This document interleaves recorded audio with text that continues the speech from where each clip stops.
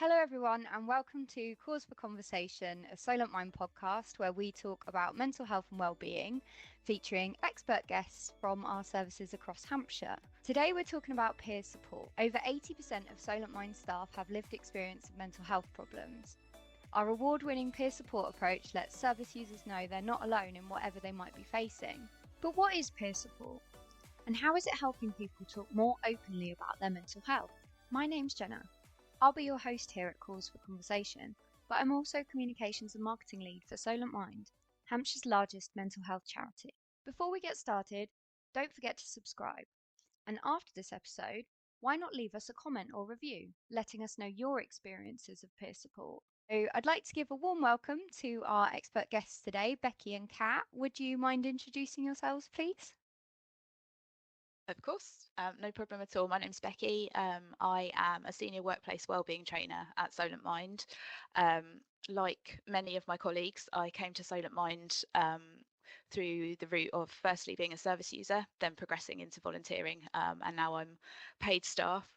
So I have had experience as a volunteer in peer support, and now I look after the peer support training modules. Hey everyone, my name is Kat. I'm a peer support specialist with the NHS Talking Therapies Hampshire Peer Support Service, which is run in partnership with Solent Mind. And much like Becky said, I came through as a service user first, and then was recruited based on my lived experience of struggling with mental health and my sort of knowledge that I'd gained as someone who'd gone through therapy as well.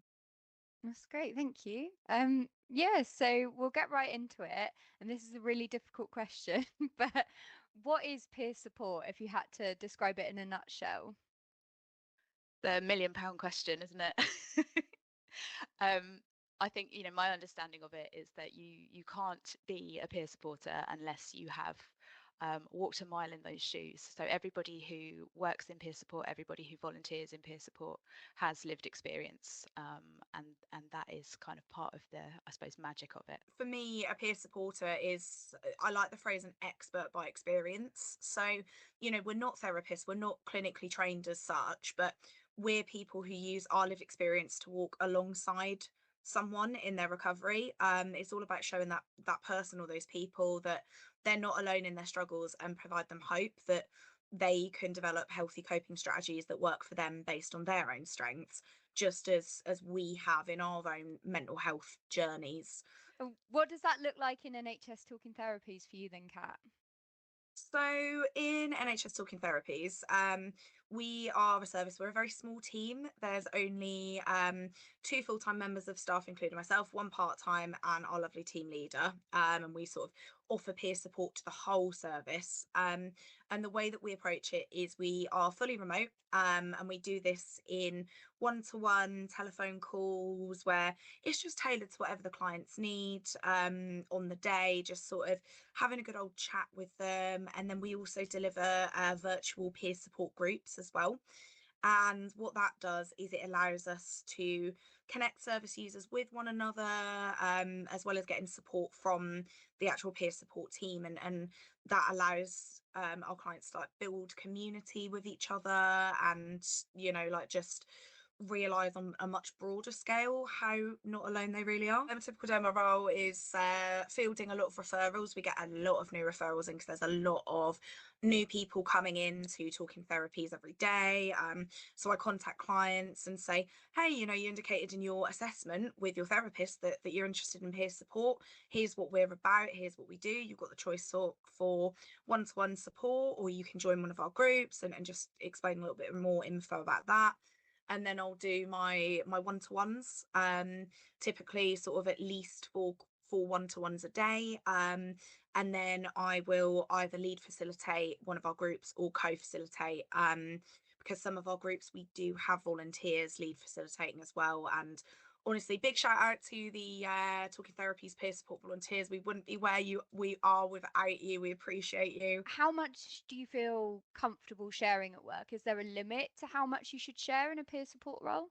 So. I think peer support is something that is boundaried, but in a very different way to a therapist's boundaries. The kind of the rule of thumb that I like to use is me sharing this about myself, about my lived experience, going to help my client, or am I sharing it to get it off my chest? Because if I want to share something to get it off my chest, I can go to my team with that because we're all very close knit and we all recognize that we need to be open with each other and peer support each other, basically. But if it's something that I feel would help the client in knowing they're not alone, or introducing them to a new coping strategy that I learned that really, really helped me going through something similar, that's when I'll share it. Otherwise, if I don't feel it's relevant or beneficial, I just won't. In terms of what we talk about in the training, that's very much the ethos and the attitude with that as well. It's, yes, it is a reciprocal relationship. Yes, it is a mutually beneficial relationship. But we have to be mindful that there is, a person facilitating the peer support and there is a person receiving the peer support. And, as member of staff, we have a responsibility not only to keep ourselves safe, but to keep the space safe and to keep our participants safe as well. And I completely agree with what Kat's saying. We want to go back and kind of, in effect, question our motive. Why am I wanting to say this? Is this about me, or is this about driving that relationship forward? Does our peer support approach make us different to other mental health services? So I think that one of the things that stands out to me is that all peer support is different. It is very, very person-centered, and that is the beauty of it.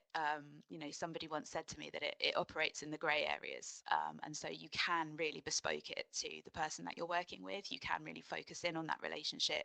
You can make it really person-centered, and I think what is different and what is joyful about Solent Mind is that so many of us come with lived experience. You have to come with lived experience to work in peer support. But we are fortunate in that so many of our structures, so many of our internal processes celebrate and reflect that as well. So even if we're talking to colleagues outside of peer support, we know that there is an element of shared understanding. We're all working to the same values. And I think that's what makes us really special. Yeah, I couldn't have said it better myself. And have you had feedback that people have perhaps engaged better with our peer support service than, say, something more clinical or more CBT focused? 100%. Yeah, we've received that feedback. We send out a feedback form to our clients once they're moving on from our service and into therapy, because in NHS Talking Therapies we offer peer support to clients on the waiting list to make sure that they are still being supported, they know they've not been forgotten, because obviously with clinical therapy they are facing really long waits, some of them up to a year. So we're sort of that provision that gives them something. And we've actually had feedback saying, do you know what, this is so refreshing to get things off my chest without someone trying to diagnose me or therapize me. I really do believe that sometimes what people need the most is connection with another person who understands what they're going through in this completely non-judgmental, really informal space. It is just connecting person to person, and I think that's been so powerful for a lot of people. I agree, Kat. I think one of the things that just sort of sparked in my mind when you were talking then was about this idea that, as peer supporters, we're not the after picture. It's not about fixing. And like you said earlier, it's about walking alongside. We learn every day as well, and we're still on our own recovery journey. And it's not about getting to a place where suddenly everything is always going to be at a stable level, but it's about recognizing that we have the tools to be able to deal with the challenges that we face. And a lot of people's recovery journey, well, everyone's recovery journey is so personal, is so individual. Yeah, that's a big bit of feedback I've had actually, is, oh, it's so nice that it's not scripted. Because I never go into any of my calls, any of my groups, anything with any sort of script. I take some time to kind of get to know and drill down to what that person wants from this and what they need from this. And we sort of just tailor their whole support around that, and people's needs change as well. So some of my people that I've been talking to for sort of 6 months, over the course of that 6 months, what their support needs have changed, because people do change, people do grow, they do learn.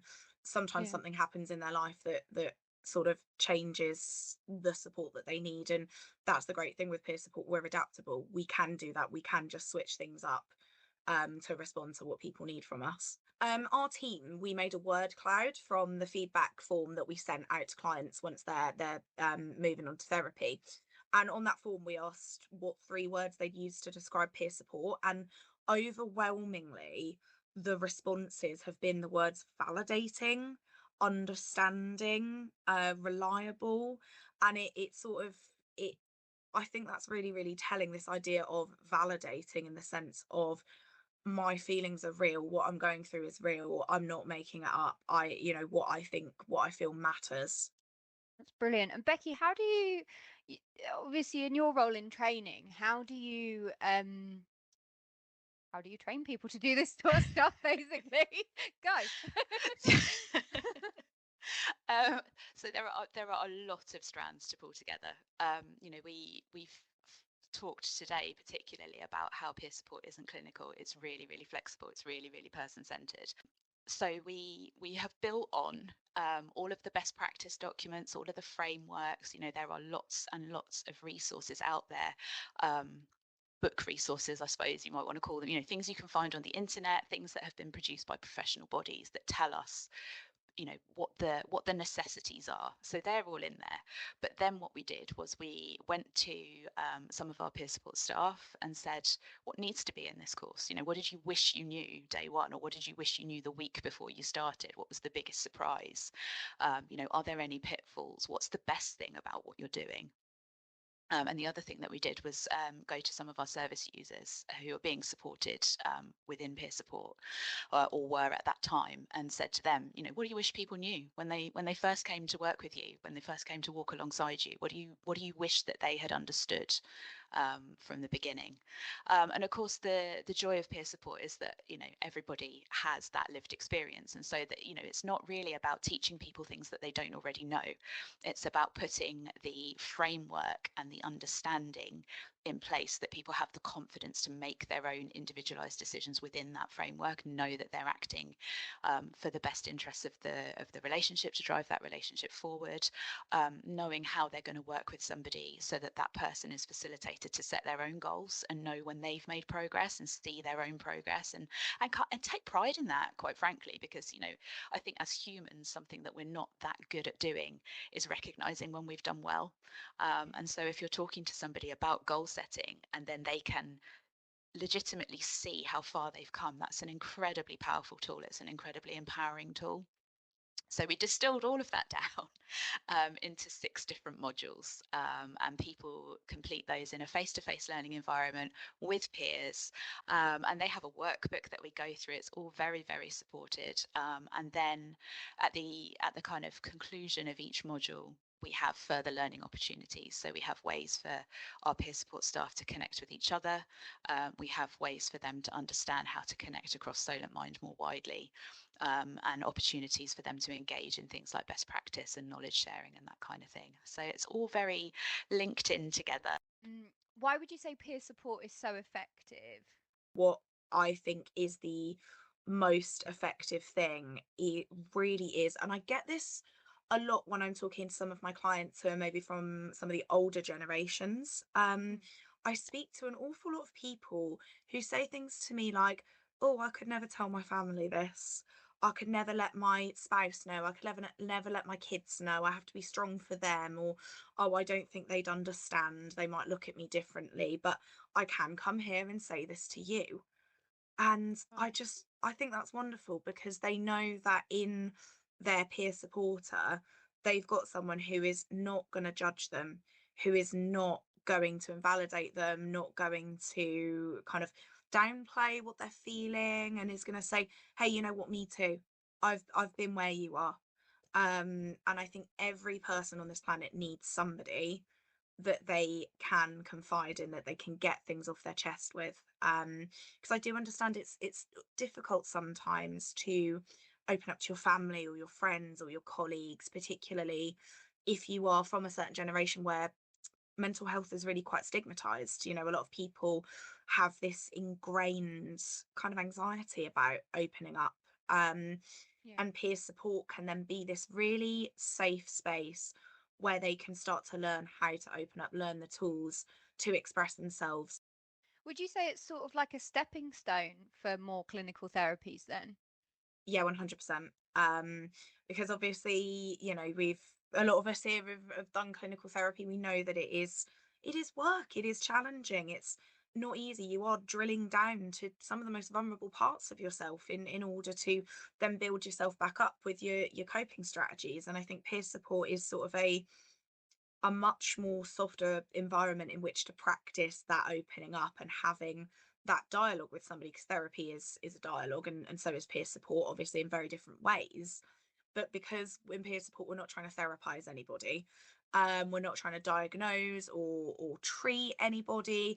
It's this sort of softer, more gentle kind of practice run, I guess, for the kind of opening up and the kind of professional trust that you need to be able to have in your therapist. Yeah. And you talked a little bit about stigma there with older generations, but I guess that also applies to other communities as well. So like obviously across Hampshire, we've got a lot of different communities and people from different backgrounds, different walks of life. So do you think that there's a real stigma around mental health in certain communities? I think so. Obviously, I'm not going to speak too much on communities that I'm not a part of, Yeah, cool. because it's not my place. I don't want to step on anyone's toes, but I will speak for a community that I am a part of, and that's the disabled community, people with disabilities and chronic illnesses, which I myself have. And I think there is a stigma from outside our community kind of projected onto our community about struggling and advocating for the ways that we're struggling, because especially with invisible illnesses and disabilities, which I have endometriosis, chronic pain, and I think there is a big sort of, oh well, I can't see it, you're not a wheelchair user, you're not, you know, I can't see your disability, so really you can't be struggling that bad, can you? It can't be impacting you that bad. And this is where I think peer support really comes in handy, because I get a lot of people who are in similar situations to myself saying, "Oh, well, you know, I'm lazy. I feel guilty because sometimes my disability or my condition prevents me from doing X, Y, Z. You know, maybe I just need to buck my ideas up, and then I can sort of come along and say, actually, no, no, you know, how you're feeling is real. It's valid, and you know, it is a grieving process sometimes for the person that we think we should be."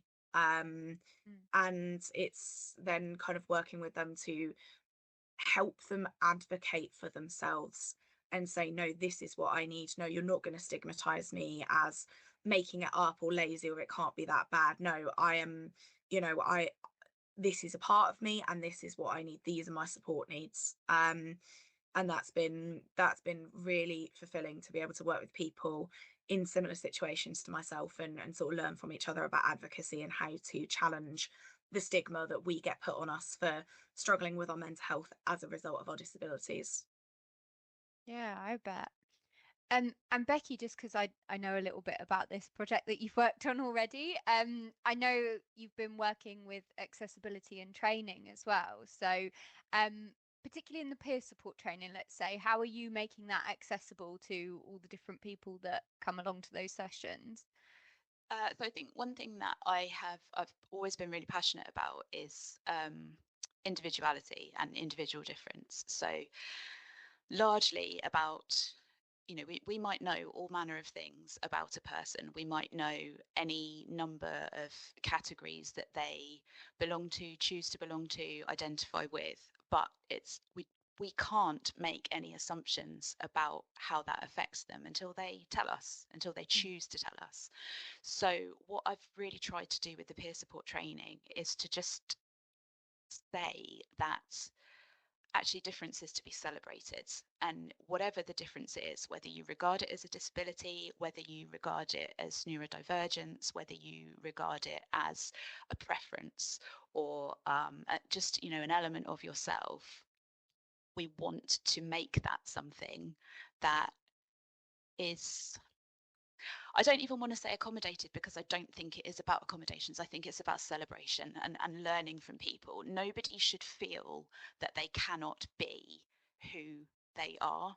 And if there's anything that we can do to tailor the learning environment to make it better for people, then I believe passionately that we should be doing that. you know, to make something accessible implies that, you know, potentially, or it could potentially imply that there is a deficit with the person who is finding it inaccessible, and that is not the case. And that's what I really want to achieve with the training. So we are normalizing asking people, individuals, before they come on the training, what would make this experience the best it can be for you. And it can be something as simple as having photographs of the training space before they get there. If somebody's living with anxiety, that might help to ease some of those uncertainties. It might be something like arriving half an hour early so that they can make sure that they're seated somewhere that feels right for them, that they've got access to fidget toys that are tactile in a way that works for them. Sometimes it's about saying to people, you really don't have to have your shoes on in this room. If you're more comfortable sitting here in your socks, you're welcome to do that. If you're more comfortable sitting on the floor, you're welcome to do that. If you want to get up and move around, you're welcome to do that. This is real life. It's not a classroom. It's if you're going to learn, and if you're going to enjoy the process of learning, and if you're going to internalize the things that, you know, these values and these attributes that make peer support so magic, of course we need to be doing people the courtesy of providing that for them when they're learning about it. Yeah. And nobody should feel ashamed for asking to have their needs met. And I almost feel sad that people do have to ask. You know, it would be lovely if we could account for everything so that people don't feel the need to ask. But you know, I like to think I have quite a good imagination, but I can't possibly imagine all of the things that could be requested. But what I can do is commit to trying to deliver on them when people are generous enough to share with me what they need from that space. That's brilliant. And do you, because when you were describing it there, it sort of made me think of like, you know, when we're in primary school, say, like all of those things are tolerated to an extent, you know, in terms of getting up, walking around, taking your shoes off, as long as children are learning, you know, the focus is there. So this is a massive question, but why do you think we move away from that and we try and make it so formal and regimented and make everybody do certain things in certain spaces in training? I think that's a really interesting question. I'm not sure I necessarily agree that things are that free at primary school. Yeah.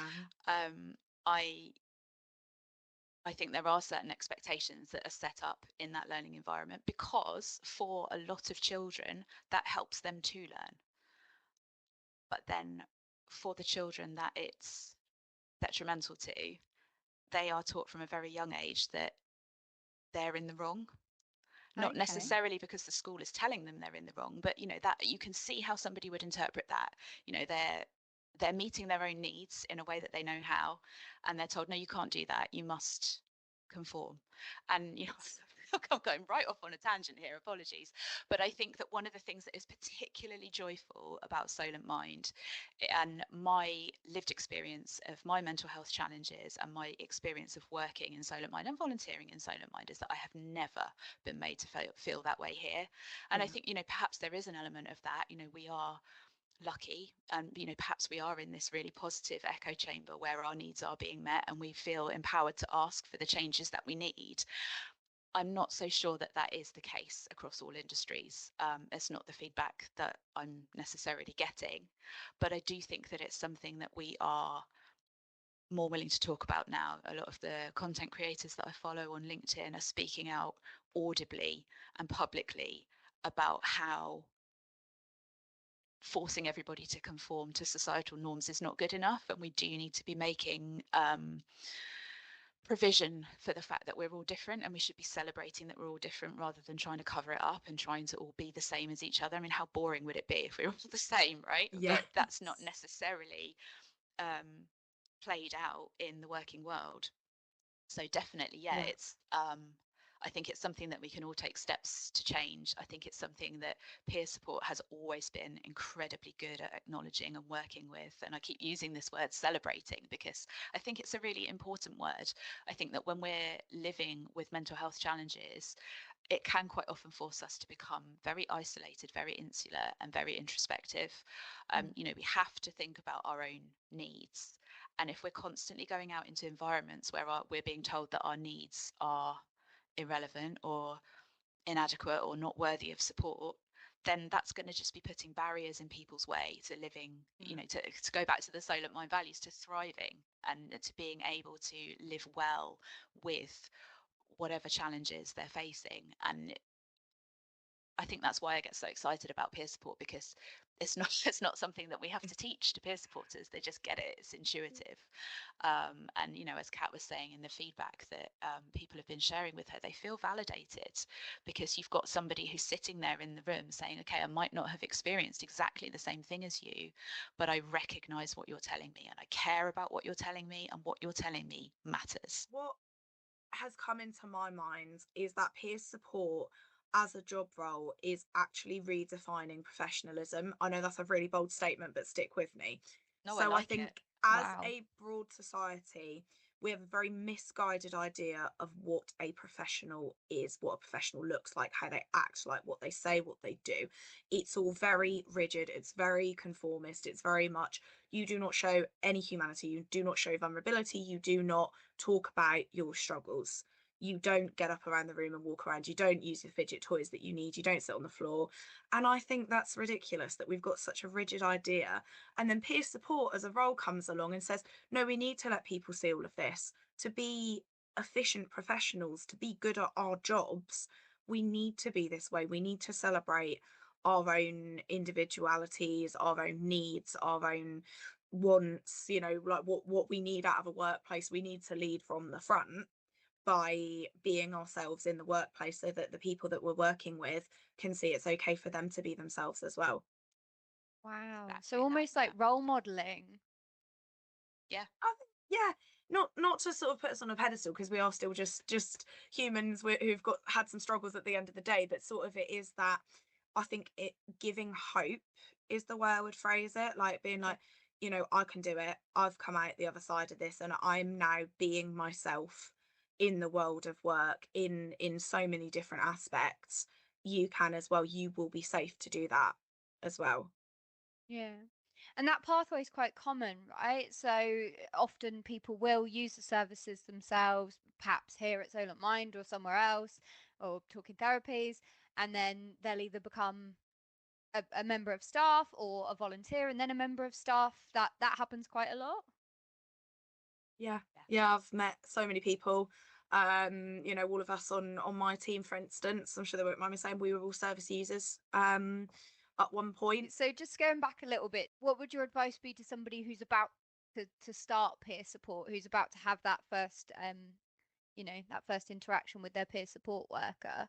I would like to say that, you know, first of all, well done for taking the step of even considering getting that support, because it's not always easy, particularly in a modern world that's quite isolationist. It's not easy to say, hey, I'm struggling, hey, I need someone to walk alongside me, I need a bit of extra support. So, you know, first off, just take my hat off to you for even thinking that in the first place. But sort of beyond that, what I would say is going into peer support as the person being supported, an open mind is the most compassionate gift you can give yourself in terms of the path to better well-being.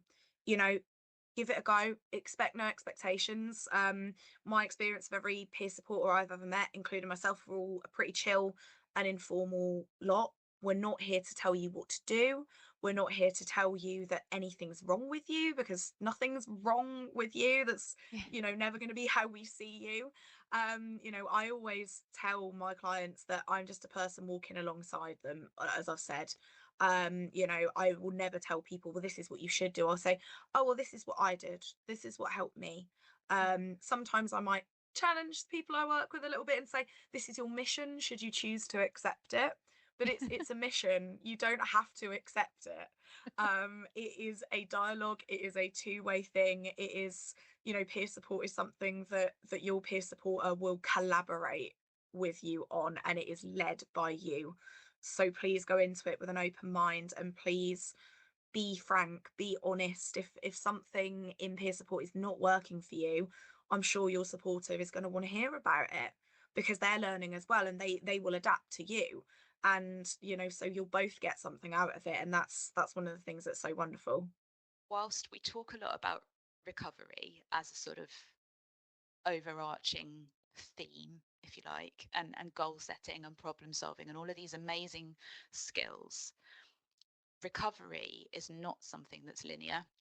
So it is perfectly normal and totally within the realms of what we should expect to be able to take some steps backward as well as forward, and off to the side if we want to. It's not that we have to set this hard and fast goal where we're suddenly going to wake up every morning and the sun's going to be shining and life is going to be easy to deal with. That's not realistic. And what Katt was saying earlier about coming into it and being really, really honest with your peer supporter. I think if you're considering peer support and you want to start that relationship and you want to start that kind of, I'm going to use the word, but growth and forward momentum, the best thing you can do is to quickly get to a place where there is mutual and reciprocal trust. And one of the best things that you can do to facilitate that is to get comfortable with being honest very fast. And that doesn't come easily to everybody. It doesn't come naturally to everybody. But just know, I suppose, if you're feeling daunted or if you're feeling anxious about it, that your peer supporter is going to do everything, because they understand that honesty and trust is the way to get things moving, and they're going to do whatever they can to facilitate that in your very first session. So like Katt was saying, ask to have your needs met, because that's the quickest way to get to a good outcome, is the quickest way to progress towards your goals. But just be aware that you don't always have to be progressing in a forward direction. Sometimes it's about learning to deal with the hurdles and the setbacks as well. I couldn't agree more, Becky. That's so powerful. I love that recovery isn't linear. I think another thing that I want to emphasize as well is the fact that we as peer supporters are fully aware, we fully know that what recovery is looks different for every single person. We are never going to expect you to conform to a certain set of standards that we think recovery is. Your recovery isn't the same as ours. We're never going to expect you to go the same direction. What recovery is a place where you can thrive, and everybody thrives under different conditions.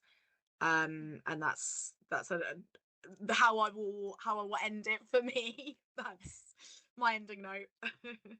And one thing that just popped into my head about 10 minutes ago, and I feel like I need to mention as well, I would imagine as well there are a lot of Solent Mind staff that are still engaging in therapy. I know that I am. So I think just a disclaimer on, if people are considering working in this space or volunteering in this space, you can still be on that recovery journey. You can still be engaging with, whatever form of help or support you want, right? You don't have to have finished quote marks therapy. Yes, there's no such thing as a before and after. It's all in progress. Yeah, it's just all about living with.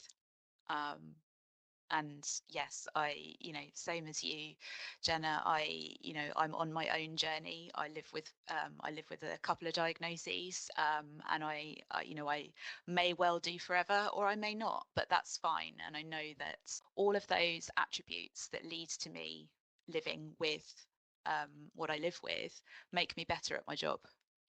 It's not a deficit. It's not something that needs fixing. It's something that teaches me empathy. It's something that allows me to want to listen to other people's experiences.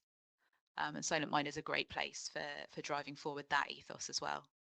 Thanks again to our fantastic guests, Becky and Katt, and of course to everyone listening. And if you've tuned in this far, please leave us a review or comment to keep the conversation going. Next time, we've got a special episode marking World Bipolar Day.